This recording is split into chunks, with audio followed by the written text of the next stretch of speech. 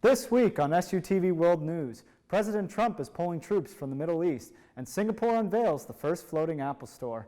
All of that and more right here on SUTV News.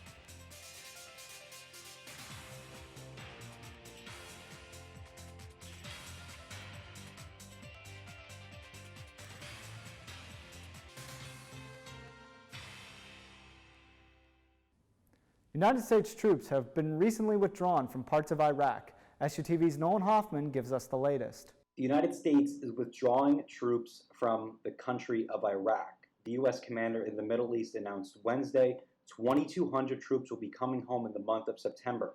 That leaves 3,000 United States troops left in Iraq. Central Commander General Frank McKenzie said that, quote, "It allows the U.S. to continue advising and assisting our Iraqi partners in rooting out the final remnants of ISIS in Iraq."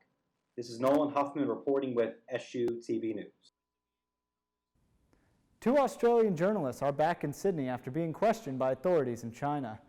Bill Birtles works for the Australian Broadcasting Corporation based in Beijing, while Mike Smith is a correspondent for the Australian Financial Review in Shanghai.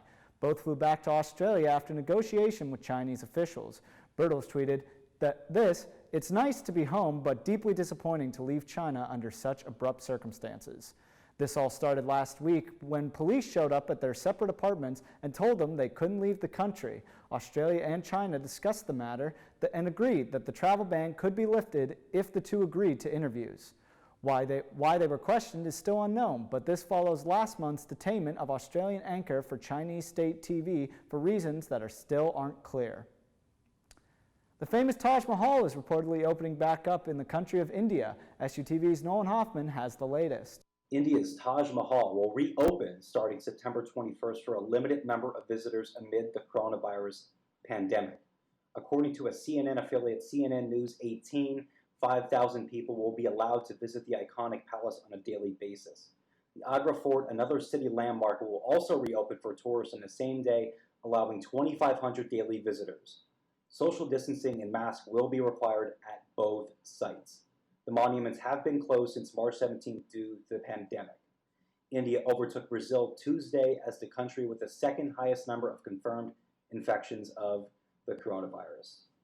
This is Nolan Huffman reporting with SUTV News. Firefighters are battling massive blazes at Europe's largest refugee camp on the Greek island of Lesbos. One eyewitness tells CNN the camp is, quote, completely destroyed. An estimated 13,000 people were living there. So far, there are no reports of injuries. Authorities say the cause of the fire is not yet known. Protesters in the city of Hong Kong have been recently uneasy over the government postponing elections until 2021. SUTV's Nolan Hoffman has the story. At least 300 people have been arrested amid protests in Hong Kong on Sunday. Protesters took to the streets once again to voice their concerns after the government postponed local elections set for Sunday.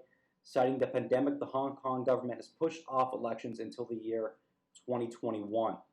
The opposition argues it's an excuse as pro-government parties were not expected to do well, prompting an embarrassment to the government and, by the extension, the Communist Party ruling in Beijing. But with the riot police chasing demonstrators through the streets, then searching them and taking down information from the identity cards. This response by the government appears to be a part of a larger crackdown on opposition in the city. With SUTV News, I'm Nolan Huffman. Apple is about to open its first floating store, and boy, is it impressive. Apple Marina Bay stands in a glass dome-shaped building in Singapore. It sits directly on Marina Bay with a 360-degree view of the city skyline. Nearly 150 employees that speak 24 languages start welcoming customers Thursday by appointment only. And just like all other Apple stores around the world, this one too will require masks, temperature checks, and social distancing. And that will be all for this episode of SUTV World News. I'm Adam Beam. Don't forget to follow SUTV on Facebook, Twitter, and Instagram at SUTV News. And check out our website at sutvnews.org. We're back tomorrow with ship news. Until then, thanks for watching and good night.